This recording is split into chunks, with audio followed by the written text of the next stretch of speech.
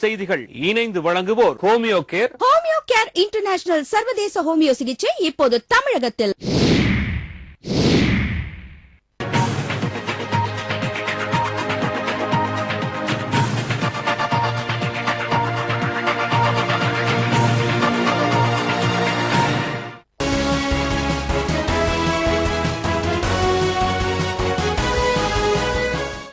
வாழ்த்துக்கள். முன் செய்திகளுக்காக முபாரக். தலைப்புச் செய்திகள். கடற்படையின் முக்கிய போர்க்கப்பல்களில் பிரதான கருவிகள் மாயம். புதிய தகவலால் பெரும் பரபரப்பு. மும்பையில் பெண் பத்திரிகையாளர் பாலியல் வன்கொடுமை செய்யப்பட்ட வழக்கு. 4 பேரும் குற்றவாளிகள் என அறிவிப்பு. இலங்கை மீது யாரும் வர்த்தக தடை விதிக்க முடியாது. இலங்கை வெளியுறவுத்துறை அமைச்சர் கொக்கரிப்பு. விரிவான செய்திகள். தீ விபத்து உள்ளிட்ட தொடர் சர்ச்சைகளில் சிக்கி வரும் கடற்படையின் முக்கிய போர்க்கப்பல்களில் பிரதான கருவிகள் மாயமாகி உள்ளதாக புதிய தகவல்கள் வெளிவந்துள்ளது பரபரப்பை ஏற்படுத்தியுள்ளது. கடற்படையின் முக்கிய கப்பலான INS திரிசூலில் ஆபத்தான நேரங்களில் உதவும் வழிகாட்டும் கருவி காணாமல் போய்விட்டதாக தெரியவந்துள்ளது. கடலில் அலைகள் மிகவும் உயரமாக இருந்து கடல் சீற்றம் ஏற்படும் போது இந்த கருவியின் உதவியுடன் மட்டுமே பயணத்தை தொடர முடியும் என்பது குறிப்பிடத்தக்கது. மும்பை கடற்படை தளத்தில் அண்மையில் நிகழ்ந்த பரிசோதனையில் கருவி காணாமல் போயிருப்பது கண்டுபிடிக்கப்பட்டு இந்த விவகாரம் குறித்து விசாரணை நடத்த உத்தரவிடப்பட்டுள்ளதாக தெரிகிறது. இதேபோன்று INS தல்வார் என்ற போர்க்கப்பலில் சில முக்கிய வழிகாட்டும் கருவிகள் காணாமல் போனதால் டிசம்பர் மாதம் ரத்னகிரி பகுதியில் படகு ஒன்றின் மீது மோதி அதிலிருந்த 27 மீனவர்கள் கடலில் விழுந்து தத்தளித்த விவகாரம் தற்போது வெளிச்சத்திற்கு வந்துள்ளது. இதே காரணத்தால் 2005ஆம் ஆண்டு மும்பை கடலில் வணிக கப்பல் ஒன்றின் மீது இதே போர்க்கப்பல் மோதி விபத்திற்குள்ளான சம்பவம் கடற்படை விசாரணையில் தெரியவந்துள்ளது. 2 நீர்மூழ்கி கப்பல்கள் அடுத்தடுத்து விபத்திற்குள்ளாகி 20 வீரர்கள் உயிரிழந்த சம்பவத்தை தொடர்ந்து கடற்படை தளபதி ஜோஷி கடந்த பிப்ரவரி 26ஆம் தேதி தனது பதவியை ராஜினாமா செய்தார். இவருக்கு அடுத்தபடியாக கடற்படை தளபதியாக நியமிக்கப்பட வாய்ப்பு உள்ள வைஸ் அட்மிரல் சேகர் சின்ஹாவின் கட்டுப்பாட்டில்தான் கப்பல் விபத்துகளும் கருவிகள் காணாமல் போனதும் நடந்துள்ளதால் இவரை அடுத்த தளபதியாக நியமிக்கக்கூடாது என்று கடற்படை வட்டாரங்கள் கருத்து தெரிவித்துள்ளன. மும்பையில் பத்திரிகையாளர் பாலியல் வன்கொடுமை செய்யப்பட்ட வழக்கில் 4 பேர் குற்றவாளிகள் என அமர்வு நீதிமன்றம் தீர்ப்பளித்துள்ளது. மத்திய மும்பையில் உள்ள சக்தி மில் என்ற இடத்தில் கடந்த ஆண்டு ஆகஸ்ட் 22ஆம் தேதி பெண் பத்திரிகையாளர் ஒருவர் 5 பேர் கொண்ட கும்பலால் பாலியல் வன்கொடுமைக்கு ஆளாக்கப்பட்டார். அவருடன் சென்ற சக ஊழியரையும் அந்த கும்பல் கடுமையாக தாக்கியது. இந்த வழக்கில் மும்பை குற்றப்பிரிவு காவல்துறையினர் 580 பக்கங்கள் கொண்ட குற்றப்பத்திரிகையை அண்மையில் தாக்கல் செய்தனர். இதனையடுத்து அவ்வழக்கில் இன்று தீர்ப்பு வழங்கப்பட்டுள்ளது. அதில் வழக்கில் குற்றம் சாட்டப்பட்டுள்ள 4 பேரும் குற்றவாளிகள் என அமர்வு நீதிமன்றம் தீர்ப்பளித்துள்ளது. மேலும் இதில் தொடர்புடைய மற்றொரு நபர் சிறார் என்பதால் அவர் மீதான வழக்கு தனியாக நடைபெற்று வருகிறது என்பது குறிப்பிடத்தக்கது. இலங்கை மீது யாரும் வர்த்தக தடை விதிக்க முடியாது என்று அந்நாட்டின் வெளியுறவுத்துறை அமைச்சர் GL பெரிஸ் தெரிவித்துள்ளார். சர்வதேச விசாரணையை இலங்கை ஒருபோதும் ஏற்றுக்கொள்ளாது என்று கூறியுள்ள இலங்கை வெளியுறவுத்துறை அமைச்சர் GL பெரிஸ் நாட்டின் இறையாண்மையை ஒருபோதும் சமரசம் செய்து கொள்ள முடியாது என்று குறிப்பிட்டுள்ளார். சர்வதேச விசாரணை கோருவது இலங்கை அரசியலமைப்பு சட்டத்திற்கு எதிரானது என்று தெரிவித்துள்ள அவர் ஐநா மனித உரிமைகள் ஆணையத்தில் இலங்கைக்கு எதிராக வாக்களிக்க ஐரோப்பிய யூனியன் முடிவு செய்திருப்பதை சுட்டிக்காட்டினார். மேலும் இது தன்னிச்சையான நடவடிக்கை என்றும் இலங்கைக்கு எதிராக ஐநாவில் யாராலும் வர்த்தக தடை விதிக்க முடியாது என்றும் அது தொடர்பாக யாராலும் கேள்வி எழுப்ப முடியாது என்றும் கூறியுள்ளார். மீறி கொண்டு வரப்பட்டாலும் சீனா மற்றும் ரஷ்யா உள்ளிட்ட நாடுகள் வீட்டோ அதிகாரத்தை பயன்படுத்தி அதனை முறியடிக்கும் என்றும் கூறினார். மேலும் மனித உரிமை மீறல்கள் தொடர்பாக சர்வதேச விசாரணைக்காக பரிந்துரை செய்துள்ள ஐநா மனித உரிமைகள் ஆணைய தலைவர் நவநீதம் பிள்ளையும் பெரிஸ் கடுமையாக விமர்சித்துள்ளார். திருடியவரிடமே நியாயம் கேட்பது போல இருப்பதாகவும் பெரிஸ் சாடினார். விரும்பிய தொகுதி கிடைக்காததால் அதிருப்தி அடைந்துள்ளதாக கூறப்படும் பாரதிய ஜனதா மூத்த தலைவர் அத்வானியை அக்கட்சியின் பிரதமர் வேட்பாளர் நரேந்திர மோடி இன்று சந்தித்து பேசினார். டெல்லியில் உள்ள அத்வானி இல்லத்திற்கு காலை சென்ற மோடி அவரை சந்தித்து பேசினார். இச்சந்திப்பின் போது காந்திநகர் தொகுதியில் தாம் போட்டியிட விரும்பவில்லை என்று அத்வானி மோடியிடம் தெரிவித்ததாக தகவல்கள் வெளியாகியுள்ளது. மத்திய பிரதேச தலைநகர் போபாலில் போட்டியிடவே விருப்பம் உள்ளதாகவும் மோடியிடம் அவர் தெரிவித்துள்ளார். பாஜக பிரதமர் வேட்பாளராக மோடி அறிவிக்கப்பட்டதிலிருந்து மோடிக்கும் அத்வானிக்கும் இடையே சுமூகமான உறவு இல்லை என கூறப்படுகிறது. இதன் காரணமாக மோடி முதலமைச்சராக உள்ள குஜராத் மாநிலத்தில் உள்ள காந்தி நகர் தொகுதியிலிருந்து மத்திய பிரதேச மாநில தலைநகரான போபால் தொகுதிக்கு மாற அத்வானி முடிவு செய்தார். இதனை பாஜக கட்சித் தலைவர் ராஜ்நாத் சிங்கிடம் அவர் தெரிவித்ததாகவும் கூறப்படுகிறது. ஆனால் கட்சியின் மத்திய தேர்தல் குழு அத்வானியின் கோரிக்கையை ஏற்காததால் டெல்லியில் நேற்று நடைபெற்ற மத்திய தேர்தல் குழு கூட்டத்தை அத்வானி புறக்கணித்தார். இந்நிலையில் அத்வானி மீண்டும் காந்திநகர் தொகுதியில் போட்டியிடுவார் என்று அதிகாரப்பூர்வமாக அறிவிக்கப்பட்டது. கட்சி மேலிடத்தின் முடிவிற்கு அத்வானி அதிருப்தி வெளியிட்டதால் அவரை சமாதானப்படுத்தும் முயற்சியில் நேற்றிரவு நிதின் கட்காரி, சுஷ்மா சுவராஜ் ஆகியோர் ஈடுபட்டனர். இம்முயற்சிக்கு பலன் ஏதும் கிடைக்காத நிலையில் RSS தலைவரை நரேந்திர மோடி சந்தித்து காந்தி நகரில் அத்வானி போட்டியிட வேண்டும் என்று கேட்டுக் கொண்டதாக தகவல்கள் தெரிவிக்கின்றன. தொகுதி ஒதுக்கீட்டில் அத்வானிக்கும் மோடிக்கும் இடையே ஏற்பட்டுள்ள மோதல் பாஜகவில் பெரும் பரபரப்பை ஏற்படுத்தியுள்ளது. காணாமல் போன மலேசிய விமானத்தின் உடைந்த பாகங்கள் இந்திய பெருங்கடலின் தெற்கு பகுதியில் கண்டறியப்பட்டுள்ளதாக ஆஸ்திரேலிய பிரதமர் டோனி அபாட் தெரிவித்துள்ளார். மலேசியன் ஏர்லைன்ஸ் விமானம் ஒன்று கடந்த 8ஆம் தேதி 239 பயணிகளுடன் மாயமானதை தொடர்ந்து பல்வேறு நாடுகள் இதை தேடும் பணியில் தீவிரமாக ஈடுபட்டுள்ளன. இந்நிலையில் இந்திய பெருங்கடலின் தெற்கு பகுதியில் விமானத்திற்கு தொடர்பான உடைந்த பாகங்களை போன்ற பொருட்கள் மிதப்பதை செயற்கைக்கோள் மூலம் கண்டறியப்பட்டுள்ளதாக ஆஸ்திரேலிய பிரதமர் டோனி ஆபர்ட் கூறியுள்ளார். இதையடுத்து அந்த பொருட்கள் குறித்து ஆய்வு நடத்த ஆஸ்திரேலியா ஒரு விமானத்தை அனுப்பியுள்ளது. இதுகுறித்து டோனி கூறுகையில், மலேசிய விமானம் மாயமாகி 2 வாரங்கள் கழித்து விமானத்தின் பாகங்கள் போன்ற பொருட்கள் கிடைக்கும் தகவல் செயற்கைக்கோள்கள் மூலம் கிடைத்துள்ளதாகவும் அதற்கும் மாயமான விமானத்திற்கும் தொடர்பு இருக்கலாம் என்றும் தெரிவித்தார். மேலும் ஆஸ்திரேலிய விமானப்படையான ஆரியன் அந்த பொருட்களை பார்க்க 3 கண்காணிப்பு விமானங்களுடன் அனுப்பி வைக்கப்பட்டுள்ளதாகவும் கூறினார். மாயமான மலேசியா விமானத்தை இந்திய பெருங்கடலின் தெற்கு பகுதியில் தேடும் பொறுப்பை ஆஸ்திரேலியா ஏற்றுள்ளது என்பது குறிப்பிடத்தக்கது. திருப்பதி ஏழுமலையான் கோவில் வனப்பகுதியில் கடந்த 3 நாட்களாக எரிந்து வரும் காட்டுத்தீயை ஹெலிகாப்டர்கள் மூலம் அணைக்க தேவஸ்தான நிர்வாகம் ஏற்பாடு செய்துள்ளது. திருமலையிலிருந்து பாபவிநாசம் செல்லும் வழியில் திருமலை தேவஸ்தானம் சார்பில் 30 ஏக்கரில் சந்தன மரங்கள் வளர்க்கப்பட்டு வருகின்றன. இந்த வனசரகத்திற்கு உட்பட்ட காக்குலா கொண்டா பகுதியில் 3 தினங்களுக்கு முன் திடீர் தீ விபத்து ஏற்பட்டது. காற்று பலமாக வீசி வருவதால் காட்டு தீ தொடர்ந்து பரவி வருகிறது. காற்றின் வேகத்தில் மலமளவென பரவிய தீ சுற்றுப்பாட்டில் உள்ள பாபவிநாசம், கோகர்பம், மாமண்டூர், அவசரிகோனா உள்ளிட்ட 6 காடுகளில் உள்ள சுமார் 1000 ஏக்கர் மரங்கள் மற்றும் அங்கு வசித்து வந்த விலங்கு பறவை இனங்களை அழித்தது. தீயை அணைத்து கட்டுப்படுத்தும் பணியில் தீயணைப்புத் துறையுடன் இணைந்து திருப்பதி திருமலை தேவஸ்தானத்தை சேர்ந்த சுமார் 500 பணியாளர்கள் ஈடுபட்டுள்ளனர். இவர்களின் தீவிர முயற்சியால் 4 காடுகளில் தீ அணைக்கப்பட்டுள்ளது. எனினும் மாமண்டூர் காட்டுப்பகுதியில் ஆக்ரோஷமாக கொழுந்து விட்டெறியும் தீயை கட்டுப்படுத்த முடியாமல் அவர்கள் திணறி வருகின்றனர். இந்நிலையில் தீயை அணைப்பதற்கென்றே நவீன உபகரணங்களுடன் கூடிய இந்திய விமானப்படைக்கு சொந்தமான 4 ஹெலிகாப்டர்களை அனுப்பி வானில் இருந்தபடியே ரசாயன நீரை பாய்ச்சி தீயை அணைப்பதற்கு ஆந்திர அரசு உத்தரவிட்டுள்ளது. இந்த பணியில் சுமார் 100 ராணுவ வீரர்கள் ஈடுபடுத்தப்பட்டுள்ளனர். முன்னதாக இந்த தீ காரணமாக காக்குலா கொண்டா பகுதியில் உள்ள 7 காற்றாலைகளில் மின் உற்பத்தி நிறுத்தப்பட்டுள்ளது. மத்திய அரசு பத்ம விபூஷன் விருது வழங்கி கௌரவித்த முதுபெரும் பத்திரிகையாளரான குஷ்வந்த் சிங் இன்று காலமானார். பிரபல எழுத்தாளர், பத்திரிகையாளர், சரித்திர நாவல் ஆசிரியரான குஷ்வந்த் சிங் புதுடில்லியில் இன்று காலமானார். அவருக்கு வயது 99. இவர் பஞ்சாப் மாநிலம் ஹடாலி என்ற இடத்தில் 1915 பிறந்தார். பல்வேறு பத்திரிகையில் ஆசிரியராக பணிபுரிந்து உள்ள அவர் தனது முற்போக்கான எழுத்துக்கள் மூலம் வறுமை, மதசார்பின்மை, அரசியல் தூய்மை போன்றவற்றில் துணிச்சலுடன் கருத்துக்கள் சொல்லி விழிப்புணர்வு ஏற்படுத்தினார். அவருக்கு மத்திய அரசு பத்ம விபூஷன் விருது வழங்கி கௌரவித்தது. முதுமை காரணமாக எழுத்து பணியில் இருந்து ஓய்வு பெற்ற அவர் உடல்நலக் குறைவால் இன்று காலை டெல்லியில் மரணமடைந்தார். இந்திய அரசு பத்திரிகையான யோஜனா உள்ளிட்ட பல்வேறு புகழ்பெற்ற நாளிதழ்கள் மற்றும் வார இதழ்களில் அவர் ஆசிரியராக பணிபுரிந்துள்ளார் என்பது குறிப்பிடத்தக்கது. நாணயங்களில் மதச்சின்னங்கள் பொறிக்கப்பட்டிருப்பது குறித்து மத்திய அரசு மற்றும் ரிசர்வ் வங்கியின் விளக்கத்தை டெல்லி உயர்நீதிமன்றம் கேட்டுள்ளது. மத்திய அரசு கடந்த 2010ஆம் ஆண்டு தஞ்சை பெரிய கோயில் படம் கொண்ட 5 ரூபாய் நாணயத்தை வெளியிட்டது.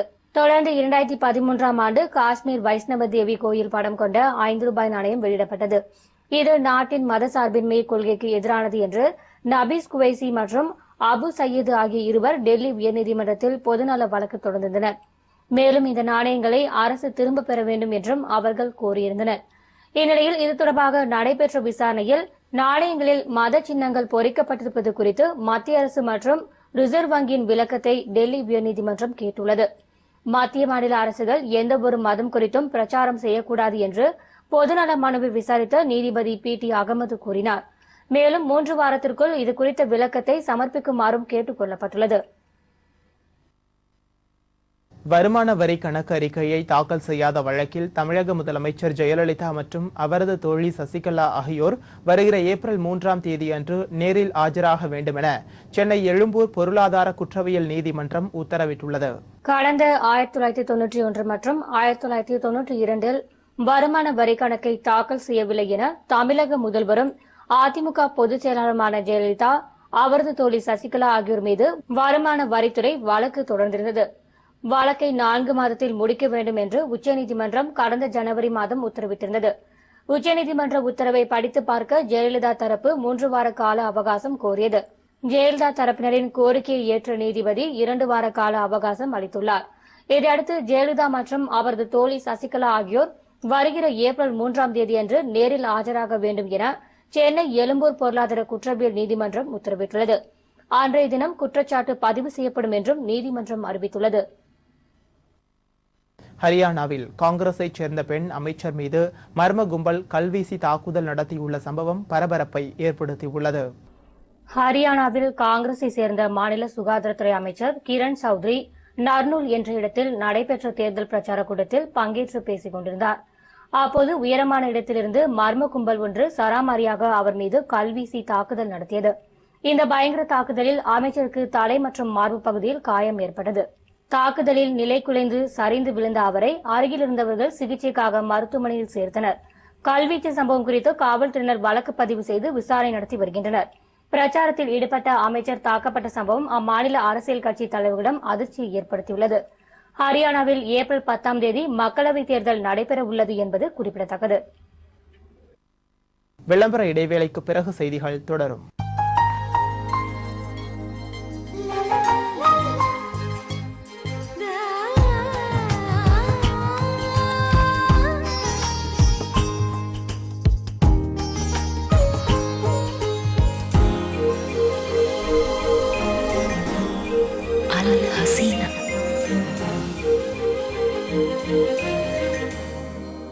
Al Hasina Jewelers, Dubai. There is nothing more precious than you. பாப்பாக்கு உடம்பே சரியில்லை. என்ன ஆச்சு? தலைவலி வந்ததா? மருந்து கொடுத்தேன், சரியா போச்சு. ஆனா கால் வலி வந்துச்சு. கால் வலிக்கு மருந்து கொடுத்தேனா சரியா போச்சு. ஆனா எல்லா வலியும் வந்துச்சு. ஒரு வியாதிக்கு மருந்து சாப்பிட்டு இன்னொரு வியாதி வரணுமா என்ன? நோ, இனி வராது. யுனானி மருத்துவம். யுனானி மருத்துவம் தான் நோயையும் குணப்படுத்தும், உடலையும் பலப்படுத்தும். யுனானினா ரபானி, ரப்பானினா யுனானி. டாக்டர் ஹக்கீம் SA சையத் சத்தாரின் ரப்பானி வைத்தியசாலா, ராயப்பேட்டை, சென்னை.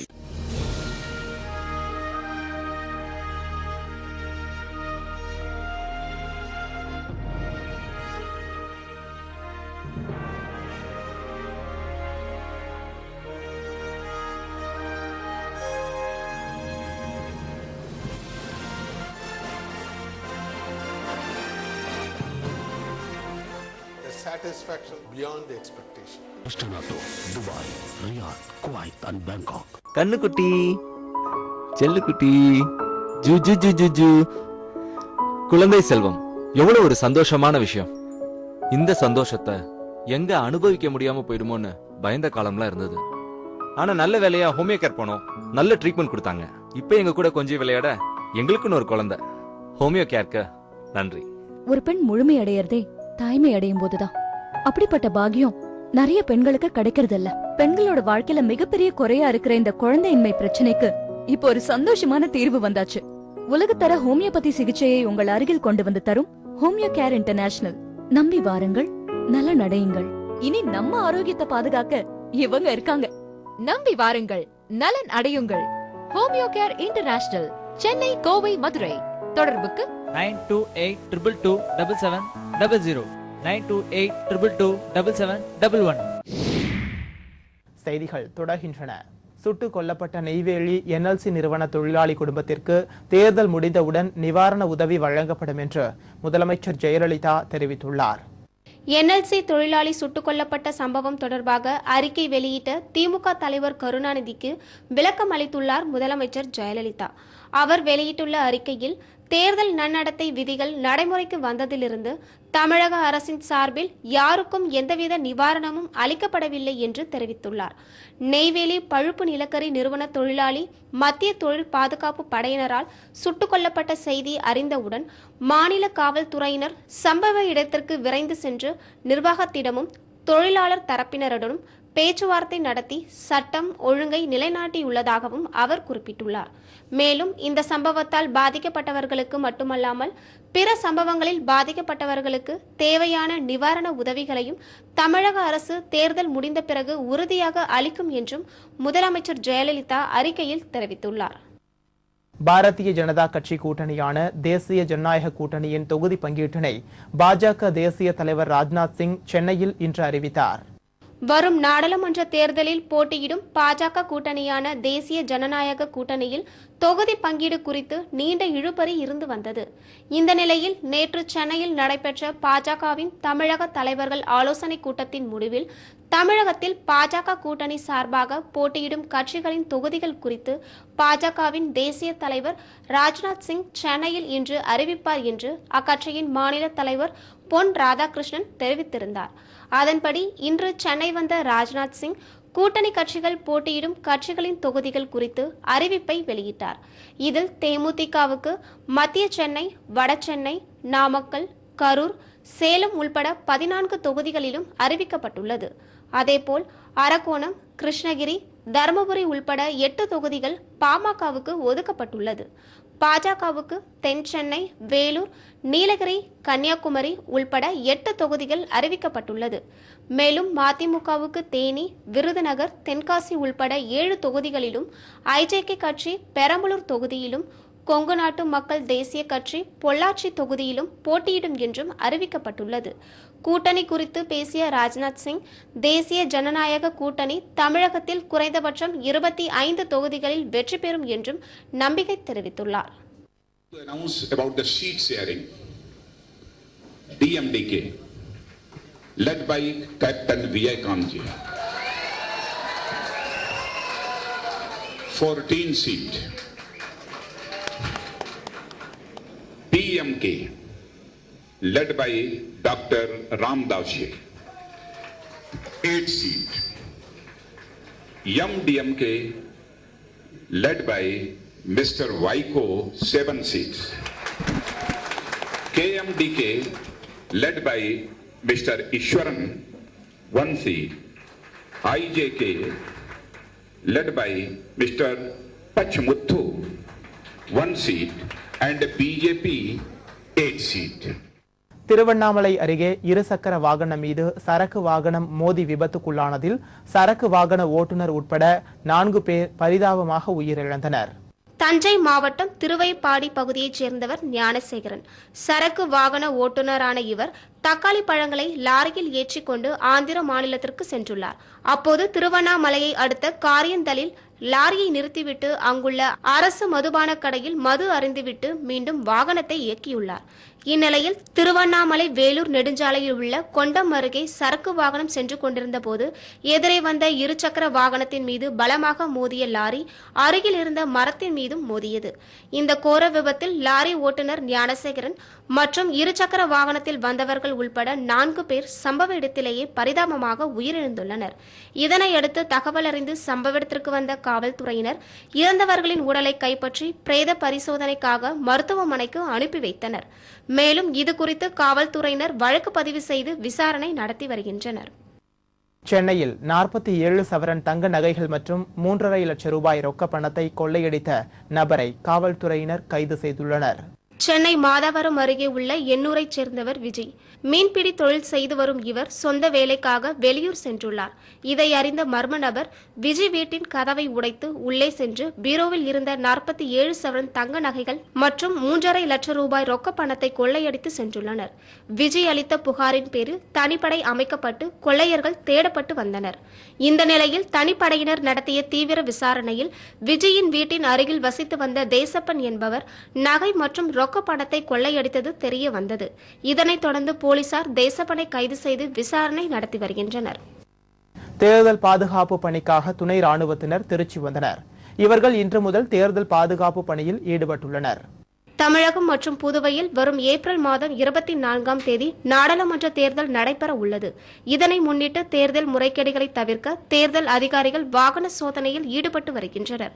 இந்நிலையில் இவர்களுடன் ரோந்து பணி மற்றும் பாதுகாப்பு பணியில் ஈடுபடுவதற்காக ரயில்வே பாதுகாப்பு படை மற்றும் ரயில்வே பாதுகாப்பு படையைச் சேர்ந்த 510 வீரர்கள் திருச்சி வந்தனர். இவர்கள் தேனி, கரூர், திருச்சி, புதுக்கோட்டை உள்ளிட்ட 7 மாவட்டங்களில் தேர்தல் பாதுகாப்பு பணியில் இன்று முதல் ஈடுபட்டுள்ளனர். சங்ககால இலக்கியங்களில் சிட்டுக்குருவியை பற்றி நாம் படித்ததுண்டு. அழிந்து வரும் சிட்டுக்குருவி இனத்தை அழியாமல் காக்க வேண்டும் என்று சுற்றுச்சூழல் ஆர்வலர்கள் வேண்டி வருகின்றனர். மார்ச் 20ஆம் தேதி உலக சிட்டுக்குருவி தினமாக கொண்டாடப்பட்டு வருகிறது.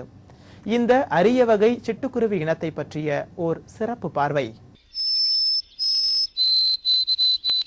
நமது அன்றாட வாழ்க்கையில் நம்முடன் பழகிய பறவைகளுள் காகத்திற்கு அடுத்தபடியாக சிட்டுக்குருவிதான் நம் நினைவுக்கு வரும். சிட்டுக்குருவிகள் தானியங்களையும் புழு பூச்சிகளையும் உணவாக உட்கொள்ளும். மேலும் இவை முட்டையிட்டு குஞ்சு பொரித்து இனப்பெருக்கம் செய்கின்றன. உழவனுக்கு நண்பன் மண்புழு என்று கூறுவது போல சிட்டுக்குருவியும் விவசாயத்திற்கு உதவியாகத்தான் இருந்து வருகின்றன. முன்பெல்லாம் வீட்டு தாழ்வாரங்களில் சிட்டுக்குருவி கூடு கட்டியிருப்பதை பார்க்கலாம். ஆனால் இன்று அதை காண்பதே அதிசயமாகத்தான் உள்ளது. நகரமயமாதலும் நவீனமயமான அறிவியல் தொழில்நுட்பங்களாலும் விண்ணை முட்டும் அளவுக்கு வளர்ந்து நிற்கும் செல்போன் டவர்களாலும் இன்று சிட்டுக்குருவி இனங்கள் அழிந்து வரும் அவல நிலை உண்டாகி வருகிறது. கதிர்வீச்சுக்களாலும் அணுக்கதிர் வீச்சுக்களாலும் சிட்டுக்குருவிகள் பாதிக்கப்பட்டு இறந்து விடுகின்றன என்ற தகவல்களும் உள்ளன. கிராமங்களில் அதிகாலை நேரங்களில் சிட்டுக்குருவிகளின் கீச்சிடும் ரீங்கார ஒலியை தற்பொழுது கேட்க முடிவதில்லை. இயற்கை என்பதே அமைதிதான். மனிதனின் அதிநவீன வளர்ச்சியால் இயற்கை பாதிக்கும் பொழுது அது மனித இனத்திற்கும் உயிரினங்களுக்கும் பாதிப்பு ஏற்படுத்துகிறது. இன்று இந்த சிட்டுக்குருவி இனங்களை பாதுகாக்க பல சமூக ஆர்வலர்களும் தொண்டு நிறுவனங்களும் நடவடிக்கைகளை எடுத்து வருகின்றன. இதேபோல் நாம் இயற்கை படைப்பான இந்த அரிய சிட்டுக்குருவி பறவை இனத்தை பாதுகாப்போமாக. தமிழக உயர்நீதிமன்றத்தில் தமிழ் மொழியை அலுவல் மொழியாக அறிவிக்க வேண்டும் என்பதை வலியுறுத்தி சென்னை உயர்நீதிமன்றத்தில் வழக்கறிஞர்கள் உள்ளிருப்பு போராட்டத்தில் ஈடுபட்டதால் நீதிமன்ற நடவடிக்கைகள் முடங்கின. தமிழக நீதிமன்றங்களில் தமிழ் மொழியை அலுவல் மொழியாக அறிவிக்க வேண்டும் என்று சென்னை உயர்நீதிமன்ற வழக்கறிஞர்கள் தொடர்ந்து வலியுறுத்தி வருகின்றனர். இந்த நிலையில் நீதிபதிகள் ஆங்கிலத்தில் தீர்ப்பு எழுதுவதற்கு வழிவகை செய்யும் வகையில் 1994ஆம் ஆண்டு பிறப்பிக்கப்பட்ட சுற்றறிக்கையை திரும்ப பெற வேண்டும் என்றும் தமிழை உயர்நீதிமன்ற அலுவல் மொழியாக்க ஆட்சேபனை இல்லை என்று மத்திய அரசிற்கு தெரிவித்து தமிழக உயர்நீதிமன்றங்களில் தமிழை அலுவல் மொழியாக அறிவிக்க வேண்டும் என்பதை வலியுறுத்தி சென்னை உயர்நீதிமன்ற வழக்கறிஞர்கள் உள்ளிருப்பு போராட்டத்தில் ஈடுபட்டனர்.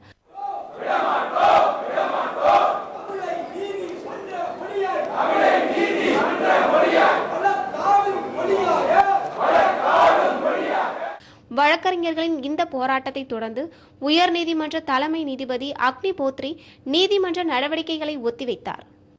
இந்த தமிழ் உணர்வாளர்களும் வழக்கறிஞர்களும் இந்த போராட்டத்தை கைவிட்டுவிட்டு அதே சமயத்தில் இந்த தமிழ்மொழி வழக்கு மொழியாக மத்திய அரசு நிச்சயமாக கொண்டு வர வேண்டும் என்று வலியுறுத்தி ஏப்ரல் 15ஆம் தேதி வரை அதற்கு முன்பாக இந்த சுற்றறிக்கை திரும்ப பெறுவது குறித்து ஆன போராட்டத்தை ஒத்திவைக்கிறார்கள். அதே சமயத்தில் தலைமை நீதியரசர் அவர்களும் வாக்குறுதியிருக்கிறார்கள் அந்த சுற்றறிக்கையை திரும்ப பெறுவோம் என்று.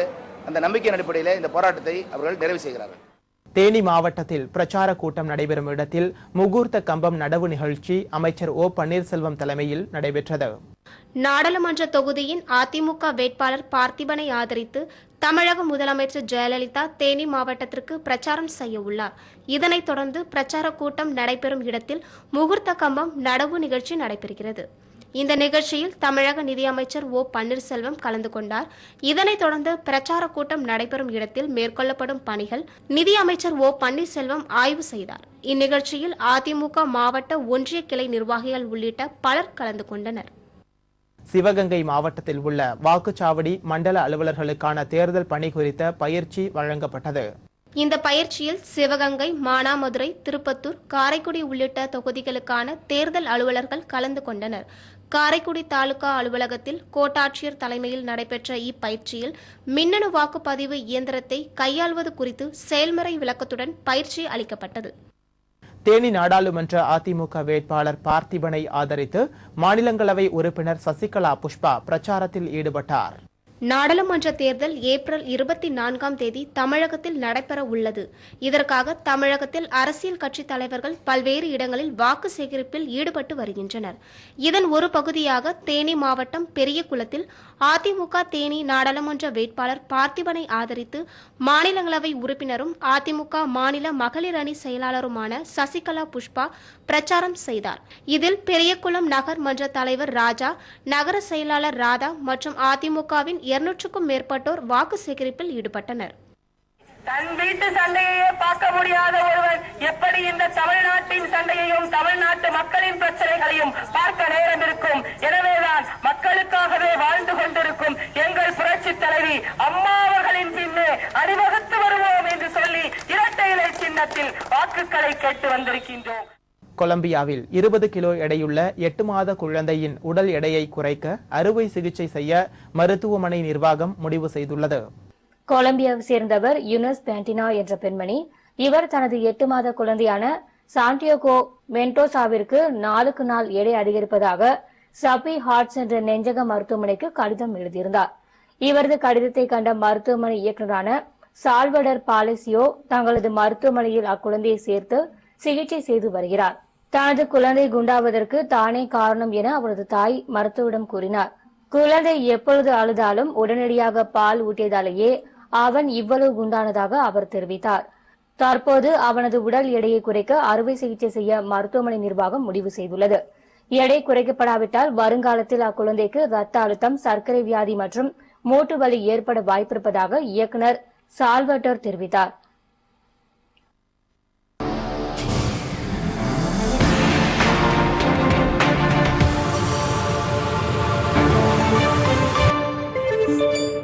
வங்கதேசத்தில் நடைபெற்று வரும் 20 ஓவர் உலகக்கோப்பைக்கான கிரிக்கெட் போட்டியில் இந்தியா, பாகிஸ்தான் அணிகள் நாளை மோதுகின்றன.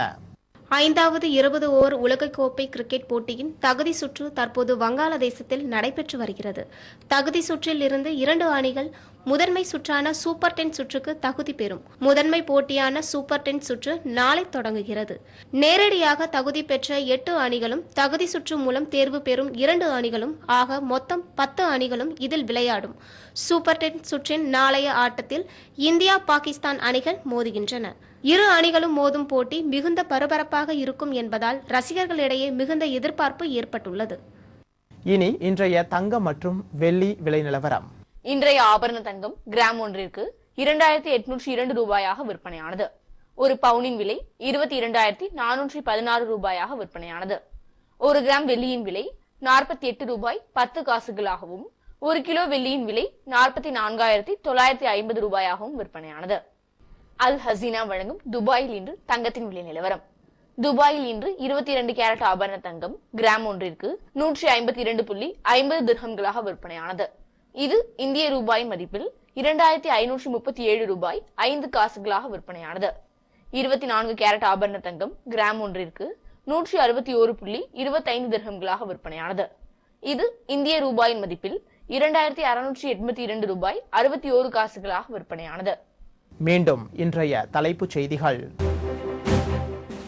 கடற்படையின் முக்கிய போர்க்கப்பல்களில் பிரதான கருவிகள் மாயம். புதிய தகவலால் பெரும் பரபரப்பு. மும்பையில் பெண் பத்திரிகையாளர் பாலியல் வன்கொடுமை செய்யப்பட்ட வழக்கு. 4 பேரும் குற்றவாளிகள் என அறிவிப்பு. இலங்கை மீது யாரும் வர்த்தக தடை விதிக்க முடியாது. இலங்கை வெளியுறவுத்துறை அமைச்சர் கொக்கரிப்பு. இத்துடன் செய்திகள் நிறைவடைகின்றன. முன் தொலைக்காட்சியின் 6:30 மணி செய்திகளை காண தவறாதீர்கள். வாழ்த்துக்கள்.